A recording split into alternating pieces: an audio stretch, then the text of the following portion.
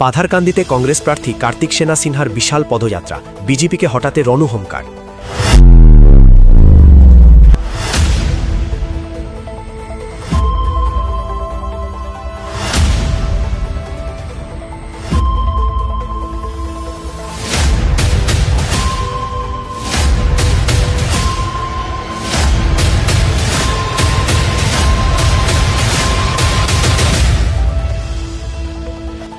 বিধানসভা নির্বাচনের রণদামামা বাজার সাথে সাথেই উত্তপ্ত হয়ে উঠেছে পাথারকান্দির রাজনৈতিক ময়দান।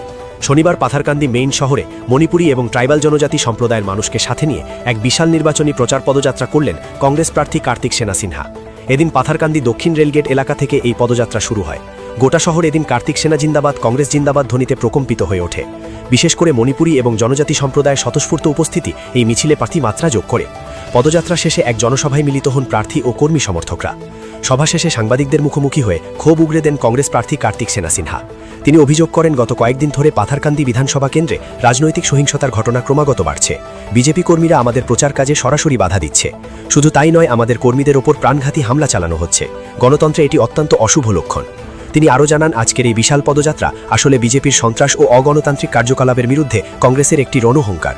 মানুষ ভয়ভীতি উপেক্ষা করে রাস্তায় নেমে প্রমাণ করে দিয়েছেন তারা পরিবর্তন চান। নির্বাচনী পরিসংখ্যান নিয়ে আত্মবিশ্বাসী কার্তিক সেনা সিনহা দাবি করেন, এবার পাথারকান্দি কেন্দ্রে মোট 1,80,000 ভোটের মধ্যে প্রায় 1,45,000 ভোটার তাদের ভোটাধিকার প্রয়োগ করবেন। এর মধ্যে অন্তত 1 লক্ষ ভোট তার পক্ষে পড়বে বলে তিনি নিশ্চিত।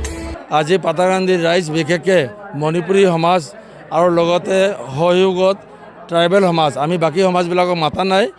আমি আজি মণিপুৰী আৰু ট্ৰাইবেল সমাজৰ আমাৰ মহিলা, যুৱক আৰু আমাৰ বৰিষ্ঠ আমাৰ যিবিলাক নাগৰিক আছে গোটেইবিলাক আজি ৰাজপথত এই শোষণ আৰু দমনৰ যিটো ৰাজনীতি চলি আছে, যিটো হিংসাৰ ৰাজনীতি বিশেষকৈ পাথাৰকান্দিত চলি আছে, বৰাকবিলিত তেনেকুৱা হোৱা নাই, যিটো নেকি পাথাৰকান্দিত হৈ আছে। পাথাৰকান্দি ভাৰতীয় জনতা পাৰ্টীৰ প্ৰাৰ্থী কৃষ্ণেন্দু পালৰ যিটো মনৰ যিটো মানে প্লানিং, অকল ইয়াতে হিংসা আৰু এজন আনজনৰ লগত কাজিয়া লগোৱা সেইবোৰে চলি আছে। আপোনালোকে নিশ্চয় উপলব্ধি কৰিব পাৰিছে। যোৱাকালি আমাৰ ব্লক প্ৰেচিডেণ্ট এজনক ৰাতি এটাক কৰিলে।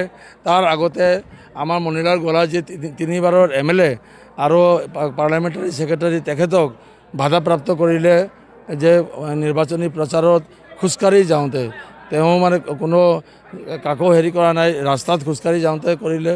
আৰু এনেকুৱা বহুতখিনি বাগানৰ ফালেও বহুতখিনি হৈ আছে।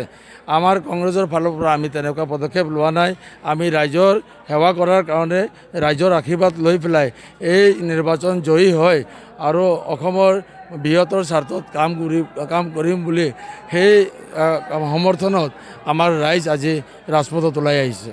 ভোট আছে 1,82,000 মান আৰু ভোটিং হ'ব 1,40,000 বা 45,000।